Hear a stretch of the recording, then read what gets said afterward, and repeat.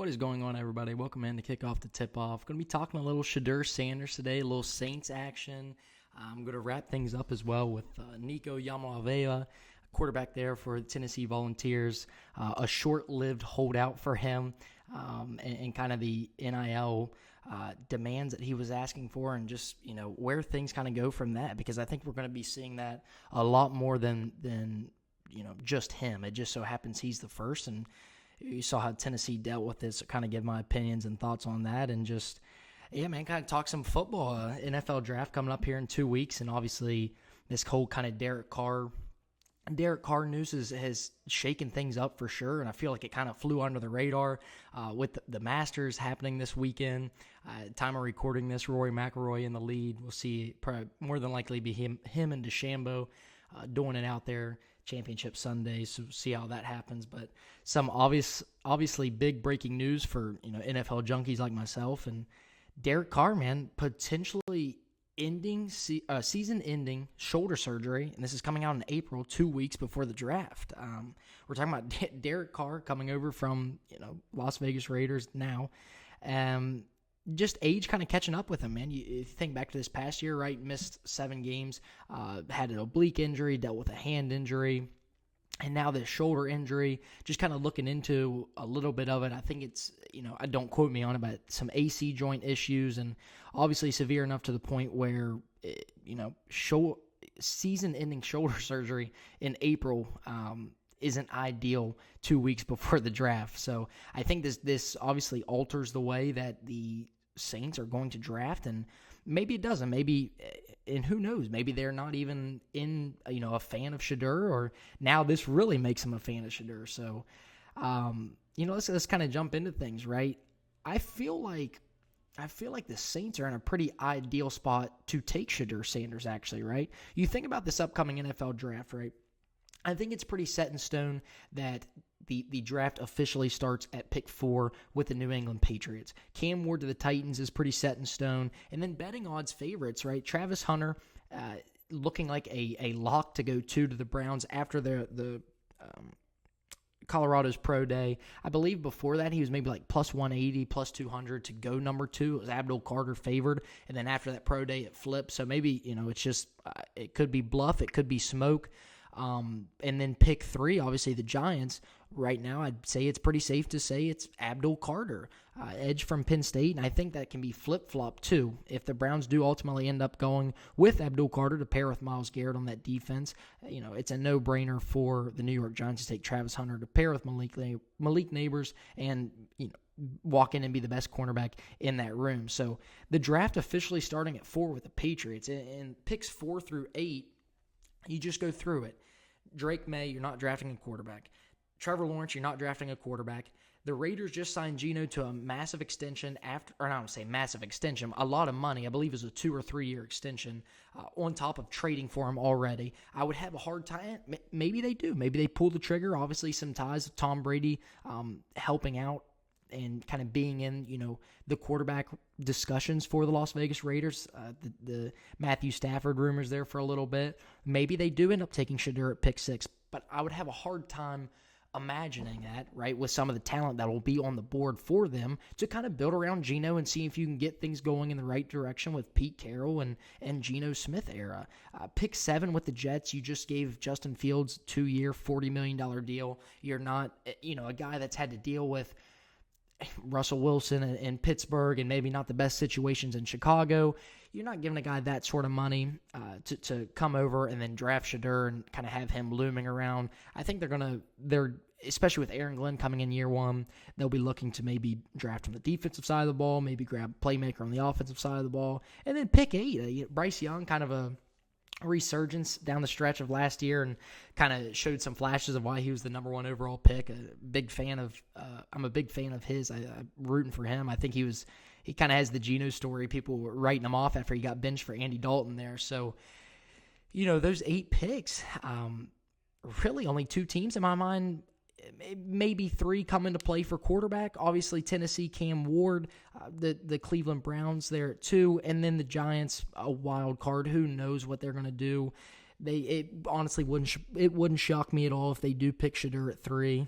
It would be unbelievable if they did, but it wouldn't shock me at all. But after that, I mean, the way we've saw specifically the Raiders and Jets handle their quarterback situation, I think you're looking at a unique spot if you're the Saints to potentially grab a franchise guy at pick 9 without really having to move up. I think that's a really key thing to realize here. I think there's a chance that they do not have to trade up to get Shedeur Sanders. I think he can fall right into your lap at 9 unless, there's a team in the mid-teens, late 20s, or there's a package that maybe picks 4 through 8 just can't turn down, and a team wants to come up and get Shedeur.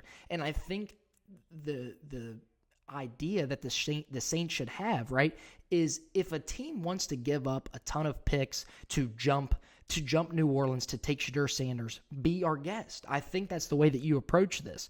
Be our guest. We'll take best player available. You play in a division that's winnable every single year, but I would have a hard, and it's easier for them, right, at pick 9 to move up maybe a couple spots to take Shedeur, but, if demand prices and you can't meet somewhere, I think you stick and pick at 9 even if Shedeur's not on the board. But honestly, in my opinion, I don't think that's going to be the case. I'll just go through this real quick. This is kind of where I'm at with things and what I'm thinking is going to happen. As I mentioned, the top 3 picks: Cam Ward to the Titans, Travis Hunter to the Browns, Abdul Carr to the Giants. And I would have the Patriots taking Will Campbell, a tackle from LSU. The Jags going pretty chalk with Mason Graham, defensive lineman from Michigan. Raiders taking Ashton Jeanty, a team that desperately needs a running back. And Pete Carroll, obviously, one of the top players that he coached that comes to my mind is Marshawn Lynch. So I just think Ashton Jeanty to the Las Vegas Raiders would be a great pairing. And then you look at the Jets, right? A lot of different ways they could go. Jalen Walker. Actually, in this case, I have him taking Tetero McMillan to pair with Garrett Wilson to really complement Justin Fields. And then pick 8, a guy I'm super high on, probably, considering Travis Hunter a corner, the third best defensive player in this draft. Jalen Walker, a linebacker / edge out of Georgia. Just a phenomenal talent. And it just sets up the New Orleans Saints here at pick 9 to really go, Shedeur and not necessarily pass on a great talent, right? Like Jahdae Barron, Tyler Warren, Malachi Starks, Jahad Campbell, Mimbu, Mike Green, Will Johnson. Like, I think those are names where you can take Shedeur in this spot and feel pretty good about that. Like, I think people, I don't want to say it's prospect fatigue, but I think people are just too low on Shedeur in general. I'm not saying, I made a video about it. I'm pretty out on the notion of him going pick 3. I just think in terms of value-wise and him as a quarterback, I'm not sure he's a top 3 talent. But, let's get something straight here. He's a round 1 quarterback, in my opinion. I think people are talking about him and treating him, and I say people just like, some casual TikTok people or something like that, are treating him like would jump into the NFL and be, somewhere in the range of 25 to 32 in terms of quarterback rankings, right? You think about these last 2 NFL drafts with quarterbacks, specifically the 8. We include Cam Ward and Shedeur in this rankings. This is how I would have it ranked, honestly. Number 1, without a doubt, Jaden Daniels, right? Bring your team to the NFC Championship, lose to the Philadelphia Eagles. Number 2, Caleb Williams. I think him with Ben Johnson is going to really open a lot of people's eyes. Drake May 3, and then I would put Cam Ward 4, the first quarterback in this draft, really good. 5, I would put Bo Nix, and then 6, I would put Shedeur. I would put Shedeur ahead of Michael Penix and J.J. McCarthy. McCarthy obviously being last because we don't know what the hell we're going to get when we watch him. But I would take Shedeur over Penix, and I think that's kind of you kind of see Bo Nix, in my opinion, a little bit better than Shedeur, but he's also working with Sean Payton. And we'll kind of get to the Kellen Moore part of things, which I think can help Shedeur Sanders to the Saints in a sense. Kellen Moore has had I don't want to say effort, the luxury of working with Dak Prescott with his time in Dallas, Justin Herbert, his time in L.A., and then Jalen Hurts, 2 of which were quarterbacks drafted outside of the first round. So I have a pretty good feeling that he could make things work with Shedeur Sanders. Shedeur, he's not going to wow, and I think this is why people are low on him or out on him or not as high. He's not going to wow you with his arm talent. And when I say arm talent, I'm talking about consistently pushing the ball down the field, hitting the third level of the defense, taking the top off. He can do it at times, but it's not as consistent as what you would see as, a Josh Allen, a Mahomes in the years of like 2018, 2019. I wouldn't even really say now because Andy Reid has them stuck throwing bubble screens and RPOs and such, but he's very accurate.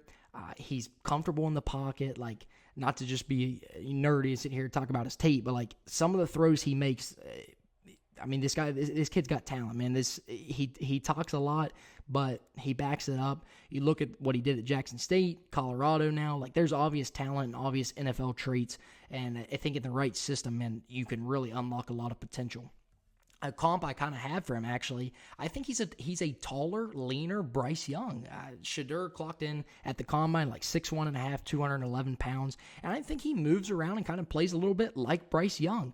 Not super fast, not super arm talent, but can make the right throw, can put the ball where it needs to be, and you said in the right offense can be extremely good. And you're walking into a Saints situation, right? You just signed Brandon Cooks in free agency, a little reunion, and then Chris Olave, your obvious wide receiver one, Rashid Shaheed. So it's not necessarily the worst place that a quarterback could step right into.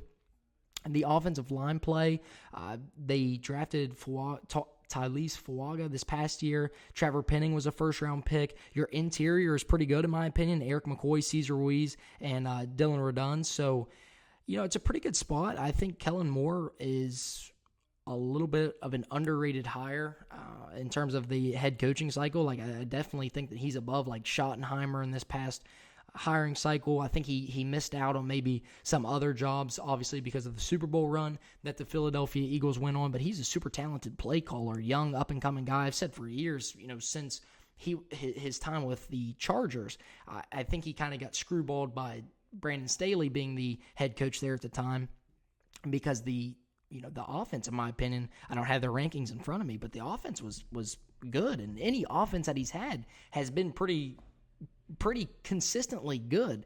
And obviously now his time starting with the Saints, he brings Brandon Staley back to be his defensive coordinator, which should be an interesting look. We'll see if he can get things better there on the defensive side of the ball. But yeah, I just think it's a weird situation here.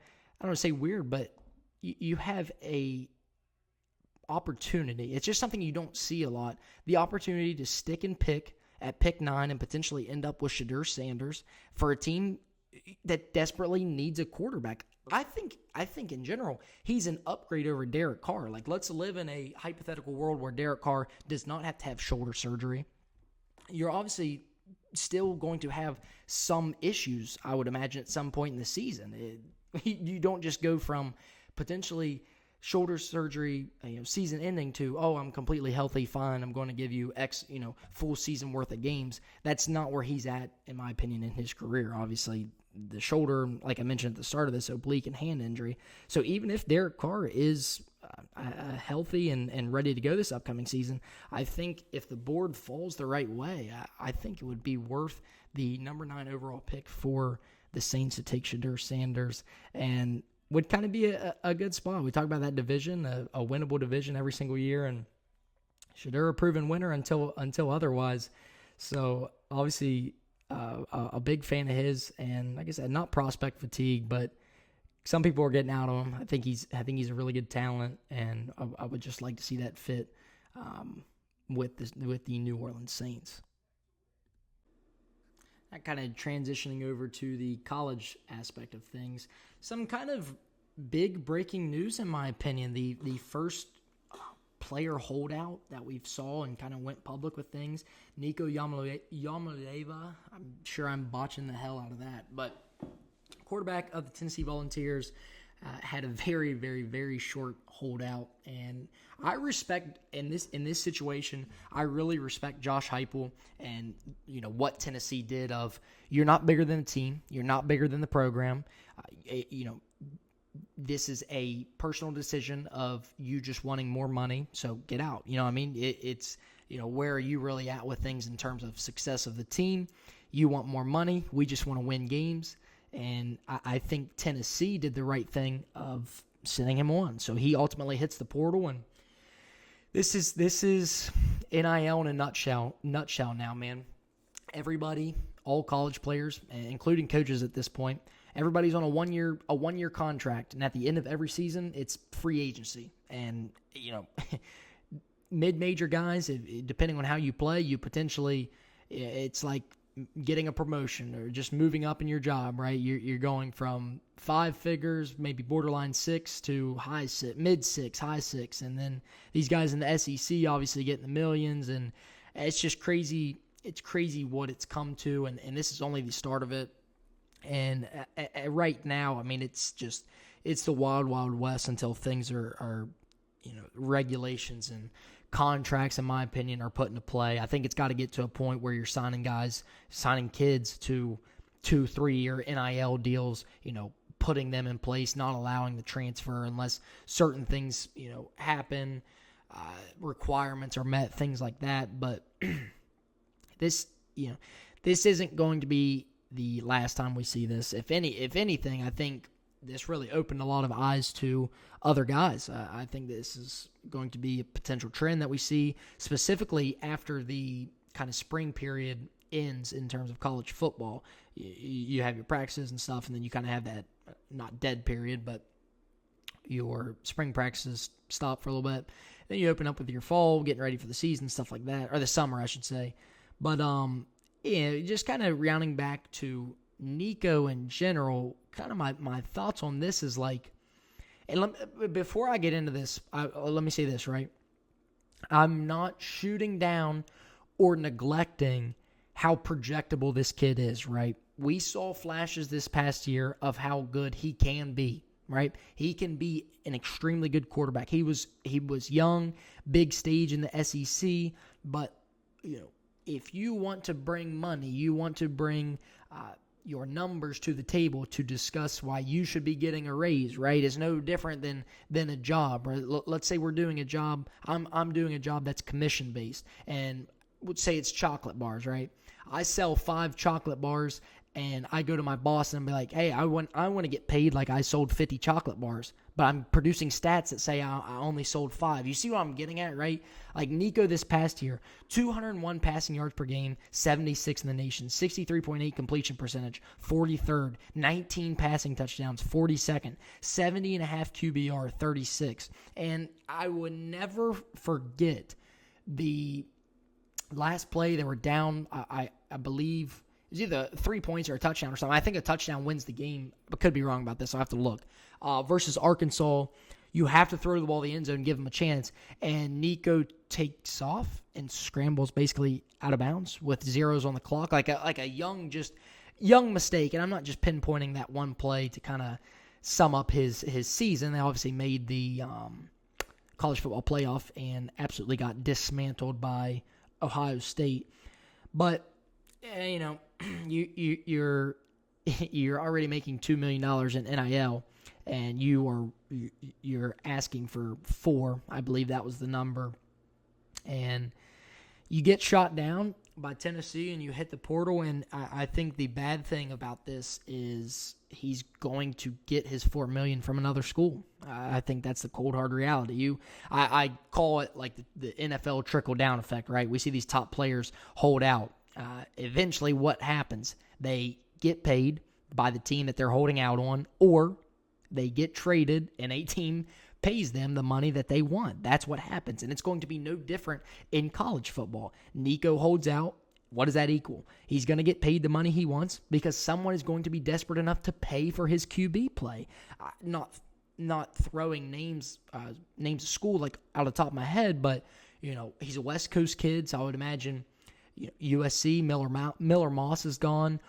Oregon, Dylan Gabriel's gone. And I believe it's Dante Hall. I need to get refreshed on my college football as the season's quickly approaching up on the rosters and stuff. But like a team will pay him. He will get his $4 million somewhere. I really believe that.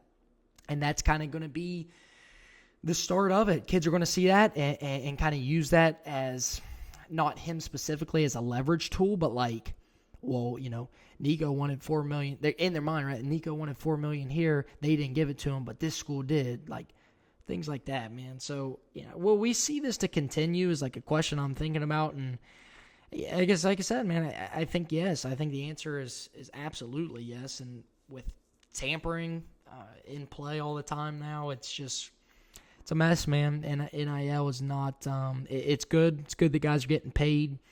I like kind of that side of things, but I don't like what it's become so far. And until things change, man, I really think it's going to get worse. And just kind of final thoughts on this, like, want to reiterate, I think Tennessee did the right thing, man. I have no idea who's going to be playing quarterback for them. I know Heupel came out and said, we're going to be active and doing our due diligence on quarterbacks in this upcoming portal session. And, yeah, man, I mean, this is just kind of some wild news. I was shocked, actually, at how quick they moved on from him. It was literally a day, I think. It was announced that he was holding out from practice, didn't show up to the walkthroughs, meetings, all that stuff. And then literally this morning, I wake up, get on Twitter, X, and it's, Josh Heupel comes out and says, yeah, we're moving on. You're no longer a part of the team. So, yeah, man, I think that's all for me. Obviously want to get on here and talk some football. Kind of, obviously being a football junkie and football nerd, any chance we get to kind of talk some ball and do some with NFL or college, I'm all over it. So should be having some draft content really getting put out here soon. About 10 days away, actually, I think. It's April 12th right now. So as always, guys, appreciate you guys watching. Like, comment, subscribe, as always.